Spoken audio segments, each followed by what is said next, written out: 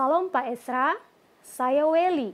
Sebagai saudara seiman dalam Yesus, saya mau bertanya, apakah orang Kristen boleh ikut perjamuan sebelum ia dibaptis? Di dalam hati, dia sudah benar-benar percaya kepada Yesus dan menerima Yesus sebagai Tuhan dan Allah.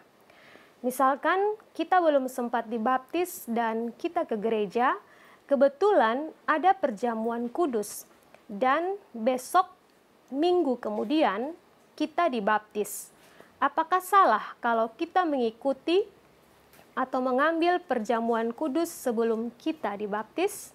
Karena 12 murid Yesus pun itu belum dibaptis, tapi sudah ikut perjamuan kudus bersama Yesus. Silahkan Pak Esra untuk jawabannya.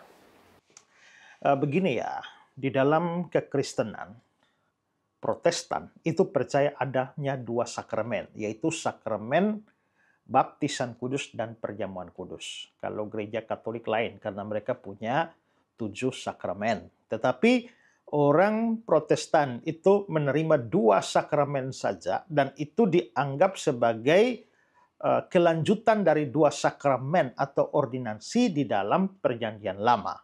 Di mana dalam Perjanjian Lama, pertama sakramen itu adalah sunat, di mana semua orang Yahudi atau orang Israel harus disunat pada waktu mereka lahir umur 8 hari.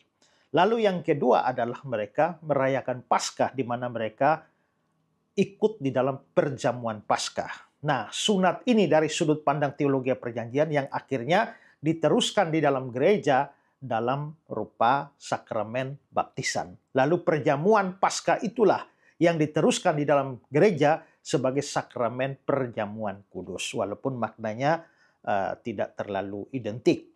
Nah, kalau kita melihat di dalam aturan Perjanjian Lama, itu 2 sakramen seperti saya bilang tadi, yaitu sunat dan perjamuan Paskah.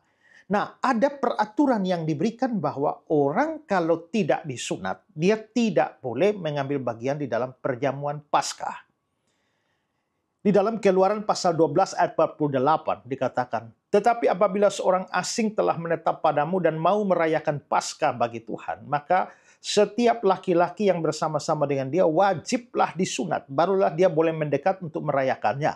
Dia akan dianggap sebagai orang asli. Tetapi tidak seorang pun yang tidak bersunat boleh memakannya." Jadi kalau tidak bersunat, tidak boleh memakan perjamuan Paskah itu. Kalau sunat adalah sakramen pertama, perjamuan Paskah adalah sakramen kedua, artinya perjamuan kedua, sakramen kedua tidak boleh diambil kalau sakramen pertama belum dilaksanakan. Kalau prinsip semacam itu kita bawa dalam Perjanjian Baru, maka itu berarti bahwa sakramen kedua, yakni perjamuan kudus, belum boleh diambil kalau orangnya belum menerima sakramen pertama, yaitu baptisan. Jadi kalau saudara pun minggu besok saudara akan dibaptis, lalu tahu-tahu minggu ini ada perjamuan kudus, walaupun hanya selang beberapa hari saja, tetap saudara tidak boleh mengambil perjamuan kudus itu karena saudara belum dibaptis, biarpun saudara sudah sungguh-sungguh percaya kepada Yesus. Karena aturan dari Perjanjian Lama itu sakramen kedua itu baru bisa diterima kalau orang sudah menerima sakramen pertama. Nah, pertanyaan saudara adalah bagaimana dengan 12 murid Yesus yang belum dibaptis tapi sudah ikut perjamuan bersama dengan Yesus? Persoalannya, dari mana saudara tahu bahwa mereka belum dibaptis? Alkitab memang tidak menceritakan tentang pembaptisan dari para rasul itu. Tapi boleh kita simpulkan mustahil mereka tidak dibaptis. Menurut saya mereka pasti dibaptis, hanya tidak diceritakan. Apa dasarnya? Karena kita bisa lihat nanti Yesus kan memberikan amanat agung di Matius pasal 28. "Pergilah, jadikanlah sebuah bangsa muridku dan baptislah mereka." Padahal sebelum itu tidak pernah ada cerita bahwa mereka sudah dibaptis. Nah, bagaimana mungkin Yesus memerintahkan mereka untuk membaptis orang pada saat yang bersamaan mereka sendiri belum dibaptis? Jadi kita harus menyimpulkan bahwa mereka pasti sudah dibaptis, hanya mereka tidak diceritakan di dalam Alkitab. Nah, berdasarkan prinsip Perjanjian Lama bahwa orang kalau tidak menerima sakramen pertama, dia belum boleh menerima sakramen kedua. maka kita boleh menyimpulkan bahwa pada saat para murid itu makan Paskah ya bersama-sama dengan Yesus, mereka pasti sudah dibaptis. Itu pertama. Tapi yang kedua, kita bisa menjelaskan ini dari sudut pandang teologi Perjanjian Lama. Karena kalau kita melihat dari sisi Alkitab, memang batas Perjanjian Lama dan Perjanjian Baru itu kan di Matius dan Maliaki itu kan, itu batasnya. Tapi secara teologis, zaman Perjanjian Lama dan Perjanjian Baru itu batasnya adalah pada kematian dan kebangkitan Yesus. Sehingga sebelum Yesus mati dan bangkit, semua zaman itu masih disebut sebagai zaman Perjanjian Lama. Nah, karena itulah maka murid-murid yang ikut perjamuan sebelum Yesus mati, artinya itu zaman Perjanjian Lama. Maka mereka makan perjamuan Paskah, itu bukan soal hubungannya dengan baptisan, tapi hubungannya dengan mereka sudah disunat atau belum. Ya, kalau mereka belum sunat, maka mereka tidak boleh ambil perjamuan. Tapi bahwa mereka ambil perjamuan, itu tanda bahwa mereka sudah disunat. Jadi sebenarnya perjamuan yang diambil oleh para murid itu lebih berkaitan dengan ordinasi sunat daripada baptisan. Walaupun saya pun yakin bahwa mereka pasti sudah dibaptis. Karena makan perjamuan Paskah dengan Yesus itu sudah di ujung pelayanannya. Dan pastilah Yesus telah membaptis para muridnya itu di awal pelayanannya, biarpun tidak diceritakan di dalam Alkitab. Ya, shalom Bapak Ibu, saudara-saudara. Saat ini saya ada di sebuah desa di Kabupaten Kupang. Itu jaraknya kira-kira 4 jam perjalanan dengan mobil dari kota Kupang. Dan desa ini namanya Desa Bioba. Dan Bapak Ibu, selama beberapa tahun ini saya bersama dengan GKY Revival Kupang maupun juga Yayasan Karya Bakti Esrasoro menaruh perhatian untuk pelayanan di desa ini.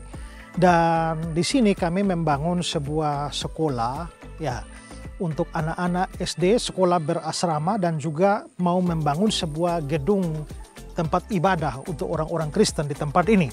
Dan saudara, kalau saudara melihat di belakang ini adalah gedung sekolah yang kami sudah selesai membangun dengan 6 ruangan dan masih dipergunakan untuk murid-murid dari kelas 1 sampai kelas 4, sementara 2 ruangannya dipakai untuk menjadi asrama buat anak-anak. Jadi di sekolah berasrama untuk anak-anak yang dilayani oleh Bapak dan Ibu Daniel yang sangat berpengalaman di dalam pelayanan berasrama. Nah, anak-anak yang menjadi murid-murid di dalam sekolah ini datang dari desa-desa sekitarnya, dan kami berharap bahwa ke depan itu ada menjadi pusat pendidikan Kristen di tempat ini.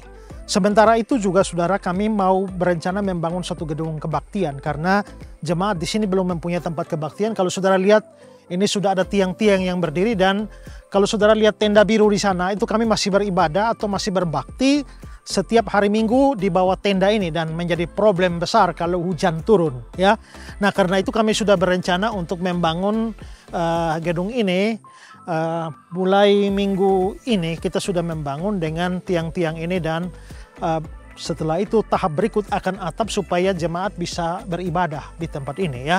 Nah, ini kami dari Kupang bersama-sama dengan jemaat di tempat ini, dan pembangunan segera kami percepat karena dalam cuaca hujan semacam ini kasihan kalau jemaat berbakti lalu harus kehujanan.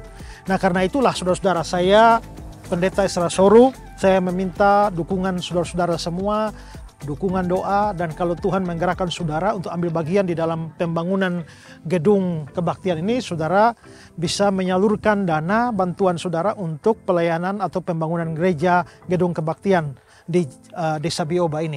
Di layar saudara ini ada nomor rekening dari Yayasan Karya Bakti Esrasoro.